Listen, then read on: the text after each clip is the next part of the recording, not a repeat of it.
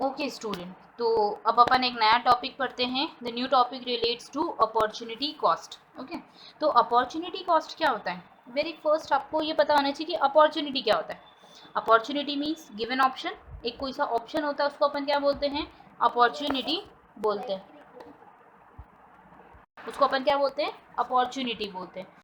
तो बेसिकली अगर अपन डिफाइन करें तो आपको दिख रही है definition that opportunity cost is the cost of alternative opportunity given up. मतलब आपके पास दो कंडीशंस थी, you are switching to one and left another one, और आपने दूसरी कंडीशन को क्या कर दिया? छोड़ दिया। तो जो आपने कंडीशन छोड़ी है उस कंडीशन को अपन क्या बोलेंगे? अपॉर्चुनिटी कॉस्ट बोलेंगे। ओके, अपॉर्चुनिटी कॉस्ट जो होती है वो मनी फॉर्म में होती है। अभी हमने थोड़ी देर पहले पढ़ा था लास्ट क्लास के अंदर, उसके अंदर अपन ने पढ़ा था कि पीपीसी क्या करता है, ये डिसाइड करता है कि कौन कौन से कॉम्बिनेशन है और हमको कौन सा स्विच करना है, बट वो मनी से रिलेटेड नहीं होता है। But opportunity cost is related to money, मतलब ये मनी कॉस्ट होती है कि हम मनी की फॉर्म में कितना इनकर्ड कर रहे हैं एक्सपेंडिचर, या फिर कितना एक्सेस है, या फिर कितनी डिफिशियंसी। ओके, तो अपॉर्चुनिटी कॉस्ट को दूसरे नेम से डिनोट कर सकते हैं अपन, जैसे opportunity cost is also known as displacement cost, transfer cost, alternative cost etcetera. मतलब एग्जाम में ये क्वेश्चन आता है कभी कभी वन वर्ड में कि another name of opportunity cost is dash, तो फिर आपको लिखना होता है ऑल्टरनेटिव कॉस्ट बोल सकते हैं, डिस्प्लेसमेंट कॉस्ट बोल सकते हैं। ओके, क्योंकि डिस्प्लेस मतलब भी यही होता है कि आपने एक चीज़ को रिप्लेस कर दिया by something else. Transfer means you are switching to someone else. Alternative मतलब आपने एक चीज़ को सिलेक्ट करा, दूसरे को डिनाई कर दिया, तो one and the same thing. Okay, just take an example, हम एग्जाम्पल लेते हैं। जस्ट अज्यूम कोई एक पर्सन है, ठीक है, उसके पास दो ऑप्शन होते हैं। अब उसके पास ऑप्शन क्या है? फर्स्ट ऑप्शन इज दैट कि he can earn rupees 1000, 10,000 assume कर लो। He can earn rupees 10,000 by doing cultivation work at his own farm. मतलब अपने घर पे रह के फार्म हाउस के ऊपर अपने घर पे फार्म को फार्मर का वर्क करके 10,000 रुपीज़ रिसीव कर सकता है। नेक्स्ट ऑप्शन इज रिलेटेड कि वो 12,000 रुपीज़ अर्न कर सकता है। Okay, if he can be a labourer at a factory. अगर वो फैक्ट्री में लेबरर बन सकता है तो वो कितने रुपए अर्न कर सकता है? 12,000। अब उसके पास कंडीशन हो गई कि वो 10,000 की जॉब करे या 12,000 की जॉब करे, बट ही स्विचिंग टू 10,000। वो सोच रहा है कि चलो ठीक है, मेरे लिए 10,000 रुपये की कॉस्ट इनकर्ड करना या सॉरी 10,000 रुपीज़ की अर्निंग करना would be good for me, वो ऐसे सोच रहा है। तो अपॉर्चुनिटी कॉस्ट कितनी होगी? 12,000 उधर मिल रहे थे, 10,000 इधर मिल रहे, तो difference would be of rupees 2,000। तो अपॉर्चुनिटी कॉस्ट वुड बी 2,000। मतलब डिस्प्लेस कितने रुपए से हुई है? वो 2,000 रुपीज़ से हुई। Is it clear to you? ठीक है,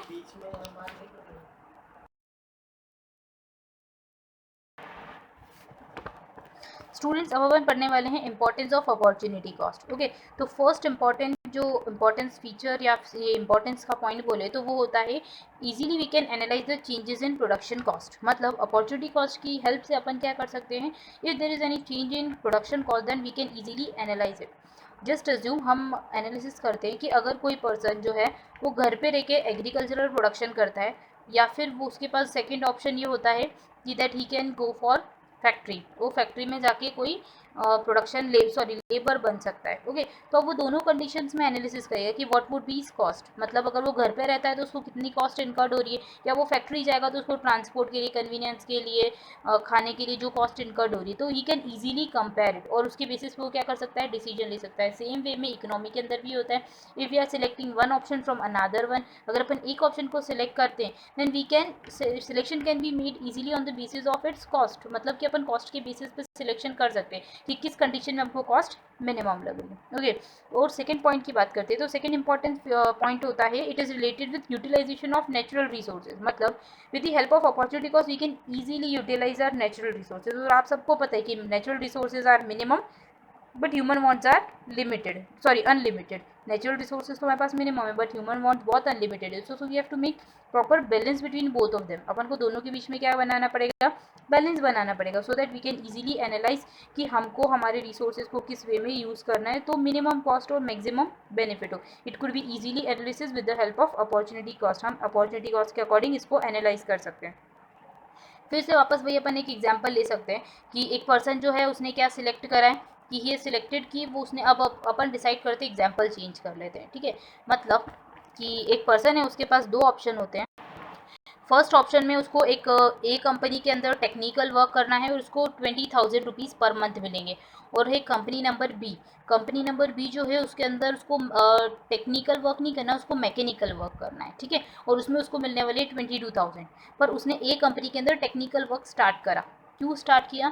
जस्ट बिकॉज उसके पास असेट्स ऐसे थे, मतलब उसके पास, उसको ऐसा लग रहा था कि उसकी जो कंपनी है वो वहाँ पे रीच के अंदर है, ए कंपनी जो उसके घर के पास में है, तो उसको कॉस्ट कम लगेगी, उसको ट्रांसपोर्ट एक्स्ट्रा नहीं लगेगा। बट बी कंपनी के केस में बात करते हैं अपन, तो वो 10 किलोमीटर्स है उसके घर से, तो उसको वहाँ पे एक्स्ट्रा क्या करना पड़ेगा, अपने व्हीकल से जाना पड़ेगा। तो उसकी रिसोर्सेज वहाँ पे इन्वेस्ट हो रहे हैं, या फिर वी कैन से कि रिसोर्सेज का यूज़ हो रहा है। ओके, तो वो ये सोचेगा कि that there should be minimum cost, मतलब कि वो अपने घर से पैदल ही चले जाए अपनी कंपनी के अंदर और इजीली रीच कर जाए, as compare to B company में उसको व्हीकल के थ्रू जाना पड़ेगा। सेम वे में वी कैन से कि in economic point of view we can easily utilise our resources if we have a perfect knowledge about the opportunity cost, कि हम अगर अपॉर्चुनिटी कॉस्ट हमें पता है तो अपन ईजिली एनालिसिस कर सकते हैं कि हमको कौन सा ऑप्शन सेलेक्ट करना है। Third point is related with minimum return to factor. Okay, very first thing you have to clear in your mind कि factor क्या होता है। तो there are 5 factor of production, मतलब कोई सी भी प्रोडक्शन की प्रोसेस होती है उसके अंदर there are 5 factors। 5 factors के विदाउट बिना अपन प्रोडक्शन वर्क नहीं कर सकते। First factor of production is land, next would be labor, third is capital, fourth is enterprise and fifth is organisation. मतलब हम अगर इन सारी चीज़ों को समअप करें, जस्ट अज्यूम एक पर्सन है वो अपना बिजनेस खोलना चाहता है, तो कहीं ना कहीं उसको लैंड चाहिएगा। लैंड नहीं तो वो रेंट के ऊपर बिल्डिंग लेगा, फ्लैट लेगा, कुछ भी लेगा, उसको लैंड का एक एरिया तो चाहिए। किसी हवा में तो बिजनेस नहीं कर सकता हो। फिर उसे कुछ लेबर इन्वेस्ट करने पड़ेंगे, लेबर्स को इम्प्लीमेंट करना पड़ेगा, अपने बिजनेस में लगाना पड़ेगा, तो उसको उनको क्या देना पड़ेगा, सैलरी देनी पड़ेगी। ओके, सेम वे में उसको कुछ कैपिटल इन्वेस्टमेंट करना पड़ेगा, मीन्स उसको कुछ अमाउंट इन्वेस्ट करना पड़ेगा, असेट्स को यूज़ करना पड़ेगा। थर्ड हम बोल सकते हैं कि there would be an enterprise. और फिफ्थ नंबर पे अपन बोल सकते हैं कि there would an organisation among all of them. उन सब के बीच को अंदर उसको ऑर्गेनाइज करना पड़ेगा, असेंबल करना पड़ेगा, सो दैट वो अपनी बिजनेस को या अपनी शॉप को रन कर पाएगा। तो सेम वे में अपन बात करते देखते हैं कि if economic point of view की अगर अपन बात करें तो इकोनॉमी के अंदर भी यही होता है कि that we have to analyse all type of factor and there should be minimum return of them. अगर हमने कोई कैपिटल इन्वेस्टमेंट करा है तो उसके ऊपर प्रॉपर रिटर्न आना चाहिए प्रॉफिट की फॉर्म में। If you have invested some type of land तो there should be a particular rent receive होना चाहिए। तो minimum return we have to get it, हमको मिनिमम रिटर्न तो मिलना ही चाहिए। जस्ट अज्यूम आपकी बात करें तो आप लोग सब पढ़ते हो, ठीक है, तो आप मिनिमम तो ये टेंडेंसी लेके चलते हो कि एटलीस्ट हमारे पास 40 मार्क्स तो आने ही चाहिए, या ये बात कर सकते हैं कि 33 मार्क्स तो आने ही चाहिए, पास तो हमको होना ही है। ओके, तो it would be your minimum return, ये आपका मिनिमम हो जाता है। ओके, बियॉन्ड द लिमिट आप कुछ भी जा सकते हो, 90 मार्क्स भी ला सकते हो, 95 भी ला सकते हो, but minimum return should be there. मतलब आप एक क्राइटेरिया लेके चलते हो कि इतने मार्क्स हमको लेके आने। सेम वे में इकोनॉमी में भी होता है, with the help of opportunity cost अपन ये देख सकते हैं that there should be minimum return, मतलब कहाँ पे हमको मिनिमम रिटर्न आ रहा है, कम से कम मिनिमम रिटर्न तो आना ही चाहिए। Okay, last point deals with की डिटर्मिनेशन ऑफ प्राइस, मतलब with the help of opportunity cost हम इजीली हमारी प्राइस को क्या कर सकते हैं, डिटरमाइन कर सकते हैं। जस्ट अज्यूम हमने जो अभी एग्जांपल लिया था ए कंपनी और बी कंपनी के केस में, तो ए कंपनी का पर्सन जो है वो 20,000 पे अग्री हो जाता है as compare to B company में वर्क करने के लिए। तो उसने क्या डिटरमाइन करा, उसने डिटरमाइन करा that minimum cost should be there, minimum cost होनी चाहिए, प्लस उसने अपनी इजीली कॉस्ट सेटअप कर रखी होगी कि अच्छा मेरे को मंथली इतना एक्सपेंडिचर इनकर्ड करना है, I have to save that much amount, तो फिर उसके अकॉर्डिंग उसने क्या करा, डिसाइड किया होगा। तो अपॉर्चुनिटी कॉस्ट में कंपनी भी यही डिसाइड करती है या इकोनॉमी भी यही डिसाइड करती है that there should be minimum price level. एक पर्टिकुलर प्रोडक्ट का एक मिनिमम प्राइस लेवल होता है। It can be easily understood with the help of opportunity cost. Student अब अपन जो पढ़ने वाले हैं वो टॉपिक है लिमिटेशंस ऑफ अपॉर्चुनिटी कॉस्ट। मतलब कभी अगर कोई चीज़ की इंपॉर्टेंस होती है ना तो डेफिनेटली उसका कुछ ड्रॉबैक भी होता है। Coin has to aspect, head या टेल्स, है ना। सेम वे में किसी चीज़ का बेनिफिट है तो उसकी लिमिटेशन भी है, ड्रॉबैक भी है। So first limitation of opportunity cost is that the factors are not dynamic. मतलब कि फैक्टर जो होते हैं वो चेंज नहीं हो सकते। वेरी फर्स्ट आपको ये पता होना चाहिए डायनेमिक का मतलब क्या होता है। डायनामिक मतलब जो इजीली चेंज हो सकता है उसको अपन क्या बोलते हैं, डायनामिक। सो फैक्टर्स मतलब कि जो भी अपन ने कैपिटल इन्वेस्ट कर रखा है, लेबर लगा रखी है, वो सब इजीली हम चेंज नहीं कर सकते। जस्ट अज्यूम अभी हमने शॉपकीपर की बात की थी या शॉप को रन करने की बात की थी, तो वो हमने 4 लेबर्स लगाए, उसके अंदर हमने 1 लाख का कैपिटल इन्वेस्टमेंट करा, हमने एक छोटा सा लैंड का एरिया ऑक्यूपाई करा।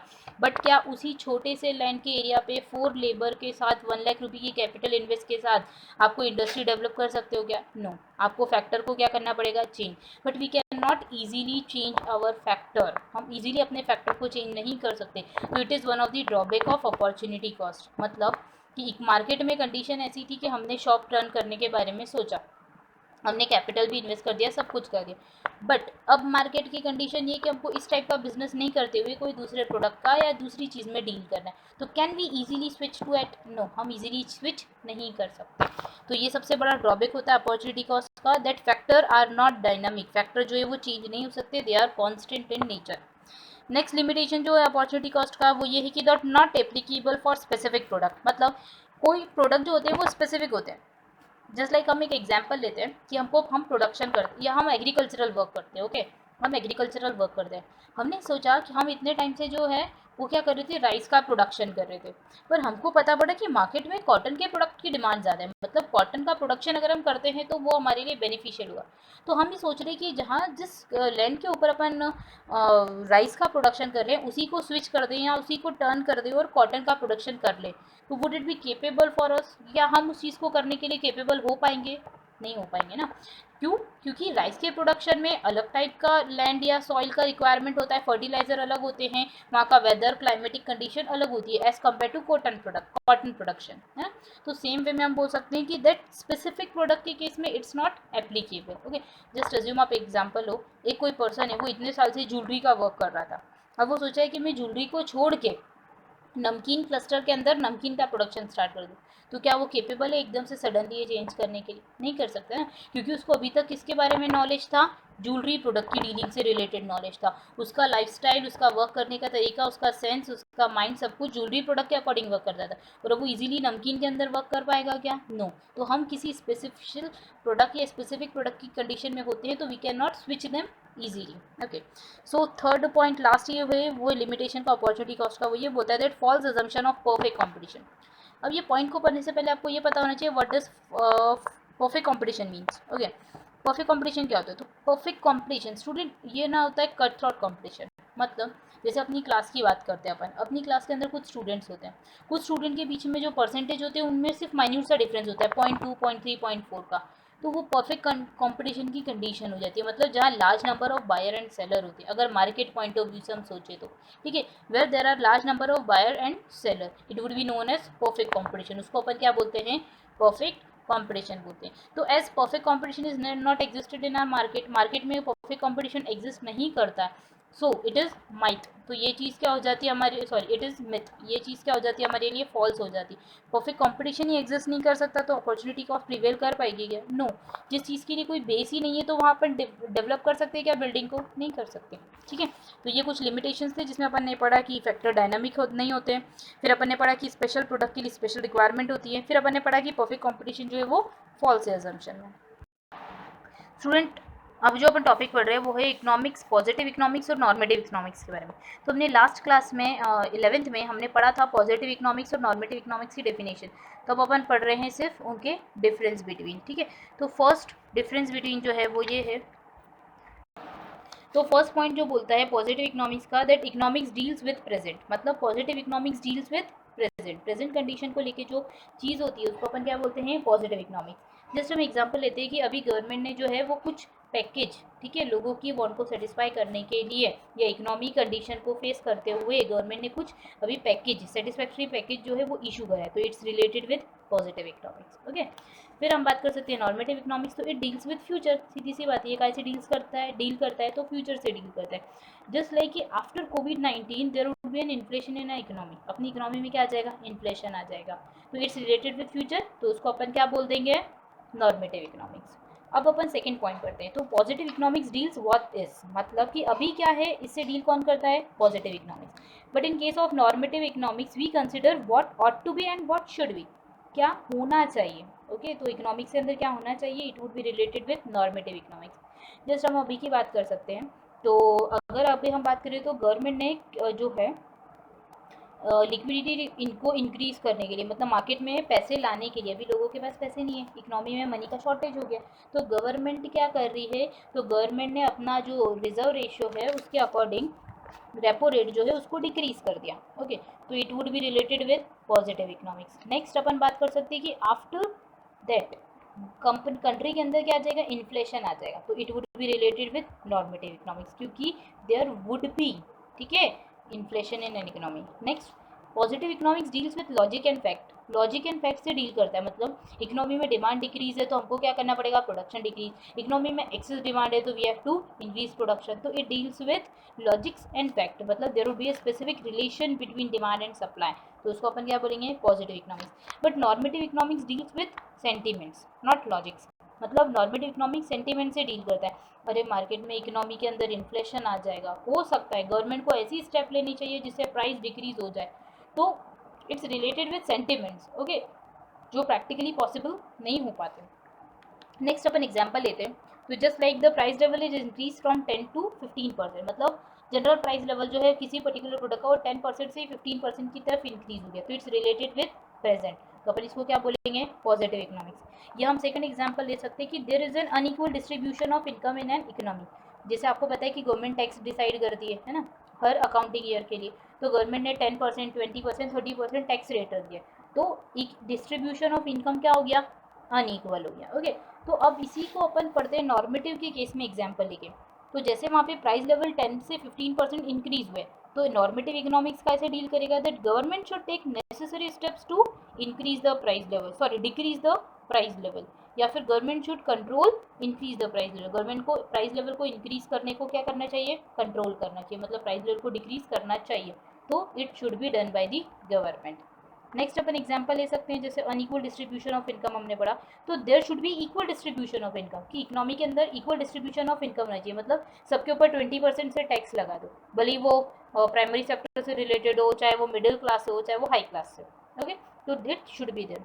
लास्ट अपन बात कर सकते हैं कि it doesn't give value judgment. Positive economics कभी भी वैल्यू जजमेंट नहीं देता, just because it's not related with opinion, ये ओपिनियन से रिलेटेड नहीं होता, it's related with practical condition and present. Okay, तो हम बोल सकते हैं कि that positive economics doesn't give us value judgment, but in case of normative economics it gives us value judgement, ये हमको वैल्यू जजमेंट दे सकता है, क्योंकि ओपिनियन वुड बी देयर, क्योंकि यहाँ पे क्या हो जाएगी, ओपिनियन हो जाएगी, गवर्नमेंट को ये करना चाहिए, गवर्नमेंट को वो करना चाहिए, तो इट वुड बी ओपिनियन, हमारा क्या हो जाएगा, ओपिनियन हो जाएगा। तो ओपिनियन प्रेजेंट होती है नॉर्मेटिव इकोनॉमिक्स में, और पॉजिटिव इकोनॉमिक्स में there is no rule of opinion. Okay, तो we are done with that. Student, अब अपन जो टॉपिक पढ़ने वाले हैं इट इज़ रिलेटेड विद कि इकोनॉमिक साइंस है या आर्ट्स है। ओके, ये अपन ने 11th में भी पढ़ा था, तो क्विकली अपन इस टॉपिक को कंप्लीट करते हैं। सम इकोनॉमिक्स थिंक कि इकोनॉमिक साइंस है, कुछ बोलते हैं ये आर्ट्स है, और कुछ लोग बोलते थे कि ये दोनों है। इट वुड बी बेटर ना कि ये बोल दो कि दोनों कॉम्बिनेशन सूट करता है, ठीक है। तो सम इकोनॉमिक्स सेड कि इट्स अ साइंस। क्यों बोलते हैं साइंस, तो before providing any type of view we must have knowledge about the science. Science क्या होता है, तो science is a systematic body of knowledge. Science एक सिस्टमेटिक बॉडी ऑफ नॉलेज होती है which comprises of principles, theories, rules, regulation. जैसे science में कुछ रूल्स है, रेगुलेशन है, थियोरीज है, न्यूटन ने कुछ लॉ दिए, किसी ने कुछ लॉ दिए, ठीक है, आइंस्टाइन ने कुछ बताया, तो वो चेंज नहीं हो सकते इजीली। ओके, वो फिक्स्ड है।